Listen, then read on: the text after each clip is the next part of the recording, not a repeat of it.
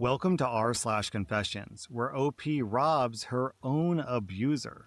Our next Reddit post is from D. Schaefer. When I was in grade school, I was molested by a next-door neighbor and family friend. He was around the age of some of my older siblings. It happened a handful of times, and I'll carry it with me forever. Fast forward to me being 19 and stripping at a local establishment. This guy comes in, and I immediately recognize him as my abuser. I go over, reintroduce myself, but play dumb and said something like, "Oh my god, it's been forever, how are you?" After a few minutes of catching up, I asked if he wanted a table dance. Of course, the pervert didn't decline. We go to a dark corner. He takes a seat, pays me, and lays his wallet on the table. The whole song, I'm telling him how hot this is to be dancing for someone who knew me as an infant, and how upset my older brothers would be if they knew. Really feeding into his twisted ego. When the song neared its end, I leaned over and said, "I remember everything you did to me." Then, I took his wallet and emptied it. It was over $1,500. All the color drained from his face. I don't recall ever seeing him again, and all these years later, I don't regret what I did. Our next Reddit post is from Deleted. I started university in September 2019, and by March 2020, everyone had to return home due to COVID-19 restrictions. This meant that all exams, which would have otherwise been in person, were moved online and made open book. Our course, like many, had a Facebook group chat that was used for support, reminders, and sending memes.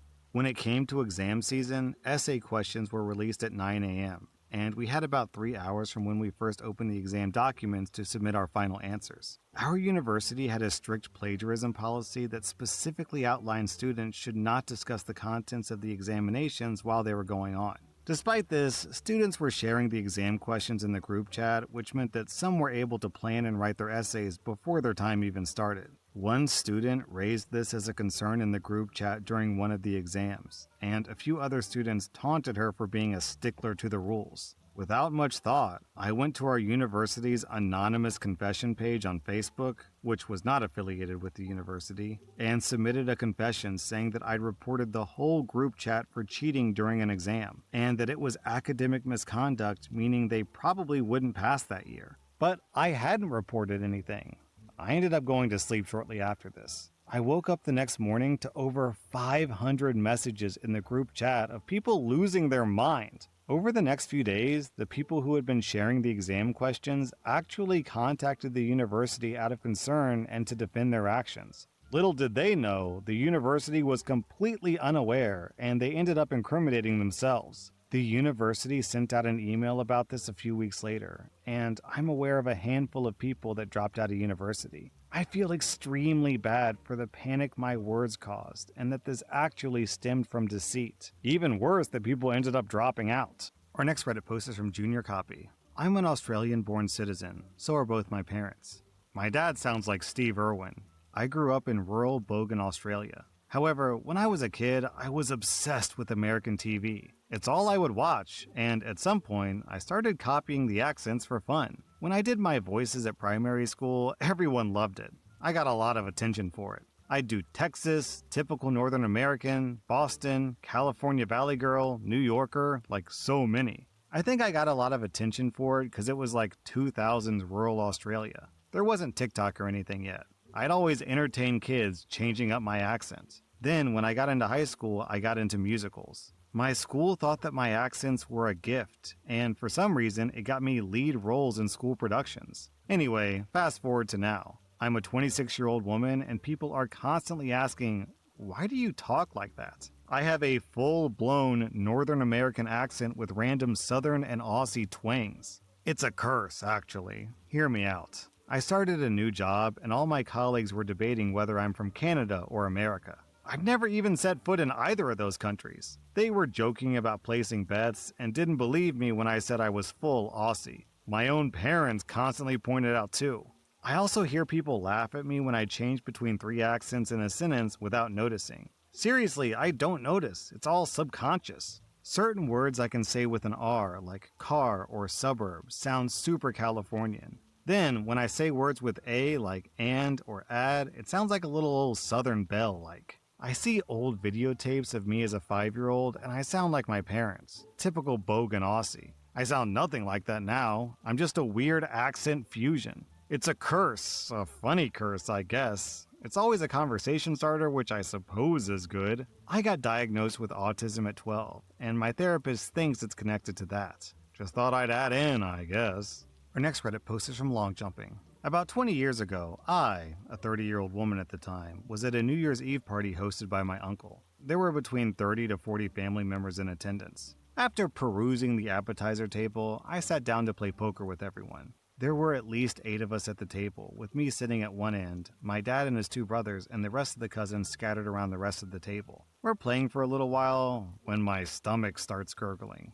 Next thing I know, a silent fart emerges, and I hope it's not smelly. Unfortunately for me, it was rotten as anything, wafted under the table, and came up to everyone sitting there at approximately the same time. Shouts of, "Good God!" and "Oh my God!" while furiously waving arms around occurred by everyone. Then the accusation started, with my dad and both uncles pointing their fingers at each other for the blame. It's well known in our family that all 3 of them leave a trail of silent but deadly gas bombs. The cousins join in pointing fingers while everyone is laughing hysterically, me included. Unfortunately for me, the laughter jiggles more gas out of me, and this scene repeats itself for going on 10 minutes. More people show up to figure out what all the commotion is about, and they join the finger pointing. Not once does anyone point their fingers at me. My husband walks up, recoils a bit, then whispers in my ear, "That was you, wasn't it?" Still laughing hysterically, I nodded through the tears. Another cousin walks into the gas cloud, takes one whiff, and loudly declares the smell is coming from the open windows. And it must be from the cows that are in the pasture behind my uncle's house. Everyone accepts his answer and goes back to playing poker. No one but my husband, and now you, knows that it was me the whole time. Our next Reddit post is from 46 from 1971. 24 years ago, my 6-year-old son got me a birthday present. It was a mug with a picture of a manatee on it. He got upset that I wasn't sufficiently thrilled with his gift. I assured him that I loved it, saying that manatees were my favorite animals in the whole wide world. Since then, manatee-themed items have been my default gift from him. Manatee shirts, manatee calendars, manatee beer steins, and so much more. 24 years of manatee items displayed proudly in my home. My confession is that manatees are not my favorite animal in the whole wide world. Never have been. I have nothing against them, and they seem like gentle creatures, but they hold no fascination for me. I only said that I love manatees to soothe the feelings of my young son over 2 decades ago. Year after year, I rolled with the lie because it was harmless, and I was in too deep to tell him the truth. Now my deception has reached its zenith. Next year, I'm turning 55, and he's turning 30. For Christmas, my son has booked a trip for the 2 of us to go to Florida and see manatees. My son is so excited for this trip and is telling everyone in our family about it. Even my ex-wife is gushing about my trip to finally see the manatees. Of course, I'm thrilled to spend time and have an adventure with my son. I'm grateful for his thoughtfulness and love for his old man. We'll have a lovely time together and make great memories. And I'll continue the deception about manatees, which are not my favorite animals in the whole wide world.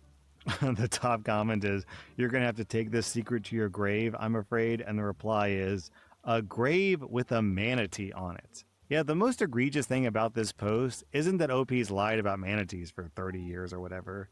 It's that OP keeps getting manatee-themed gifts. I know that my mom's favorite animal is a dolphin. I don't think I've ever gotten her a dolphin-themed gift because that's a sucky gift. Who wants a manatee beer stein, for God's sake? Our next Reddit post is from Infinite Respect. On my daily commute, there was a very inconvenient no right turn between 7 a.m. to 9:30 a.m. sign. I had to make the right turn at about 7:20 a.m. every day. For a long time, I would just break the law and make my turn anyway, or go around if I thought that there was too many people watching. But maybe out of boredom, I did a bit of research and found the ticket for the illegal turn was more than buying a sign from the supplier that makes signs for our area and several other locations. So I ordered a new sign that was no right turn between 7:30 a.m. to 9:30 a.m. I figured it was a good investment. I went to the trouble of buying it through an alias and having it sent to a location that was not at all near to where I was. Real cloak and dagger stuff, but it was part of the fun. Then, in the middle of the night, I went and removed 2 bolts and put up the new sign. At first, I was expecting for it to be removed or someone to look into it, but it's more than a decade later and no one ever noticed or changed it. Down in the comments, we have this story from Low Contrast Black. My aunt moved into a new house. It was on the corner across the street from a city park. She instantly had an issue with people parking on the street and blocking her driveway. So my cousin bought a gallon of red paint and painted the curb red one night. Instant fix. Bonus, within a year, the city took up maintaining the red curb. Our next reply is from 3 Del Pino. I grew up really poor. When I was about 5, my mom was visibly upset because she couldn't afford to get cake mix for my birthday cake. All she had was the ingredients to make German chocolate cake. I instantly told her that was my favorite cake ever. It definitely was not. I hate chocolate, and I hate coconut even more. Every year since then for my birthday, she makes me a German chocolate birthday cake, and is so super excited, and it takes all I have to choke down a single slice. When she sends it home with me, I toss it right in the trash. She's much older now, and I'll never tell her the truth. You know, one time I made the mistake of saying around my mother, "Hey, this chocolate-covered cherry is pretty tasty." And then for like 8 years straight afterwards, every Christmas or birthday, I'd get chocolate-covered cherries, which are good. You know, I like them a normal amount, but then I finally had to tell Mom, "Listen, chocolate-covered cherries are fine, but please stop getting them for me. I'm so sick of these things." Our next Reddit post is from BPet. A childhood friend of mine had me over to his house. We were about 13 or 14 at the time. We're 28 now. He was super lazy and only ever played Xbox. Never wanted to play split-screen games and hardly ever let me play. So after being there overnight, serving him hand and foot every time he asked, getting him drinks and stuff, I got fed up when he asked for water. I brought the cup to the bathroom, filled it with tap water, and dropped my drawers and wafted my nutsack through the water like it was a tea bag for maybe 10 seconds. Then I brought it to him with a huge smile on my face as he chugged it, all without saying a word. I obviously never told him, but I do feel really bad about it now, and kinda just wanted to tell someone. Whether they find it funny or whatever, I don't really care. This comment from Galise. Hope he didn't have a nut allergy. Our next Reddit post is from Willingness Content. When I was 12, I broke my arm and wrist intentionally by falling on the stairs at school. I'd been really dizzy and having a lot of headaches, and I was fairly sure I needed glasses. But my mom wouldn't listen or take me to the eye doctor for some reason. I'd broken my right wrist already, so I knew what it felt like, and I knew if I was more severely injured, they'd be forced to address the situation. I knew I needed to do it at school when there were cameras and witnesses, and no one could accuse my parents of anything sinister. So I waited for a day when I knew one of my teachers would let me leave mid-class to go to a different floor. I threw myself up the stairs, tore a bunch of cartilage in my elbow, shattered my growth plate in my wrist, and got an eye doctor appointment. I was already an injury-prone kid, so no one questioned it. I hated my glasses. Think aggressively unsexy librarian. But I needed them, and as much as I regret the lengths I went to, I'm glad I finally got them. Our next reply is from Renault Cow. My wife's daily commute to work entails crossing a bridge that requires paying a toll. The toll is not paid in cash. It's collected electronically through a system that bills your credit card. I almost never visit the toll website, but this morning I logged onto our account to update the credit card info. And I was surprised by what I found. According to the website, my wife crossed the bridge on Monday, but the website shows no record of her crossing on Tuesday or Wednesday. Huh? How could that be? I was stumped. I mentioned this to my wife, and her eyes lit up. "Wait, really?" she said. "I was driving in the same lane both mornings. I'll bet that particular lane's sensor is broken." So, as a test, she decided to drive in that exact same lane again today. Sure enough, when I logged on this evening, they hadn't deducted any money. Is it unethical? Yeah, probably, and I could conjure up a rationalization. But the bottom line is that I view this as a temporary perk. The gravy train won't last forever. Eventually, they'll fix the broken sensor. We're not getting free bridge crossings for the rest of our lives. That was r/confessions. And if you like this content, check out my podcast where I publish the exact same episodes. Also, hit that subscribe button because I put out new Reddit videos every single day.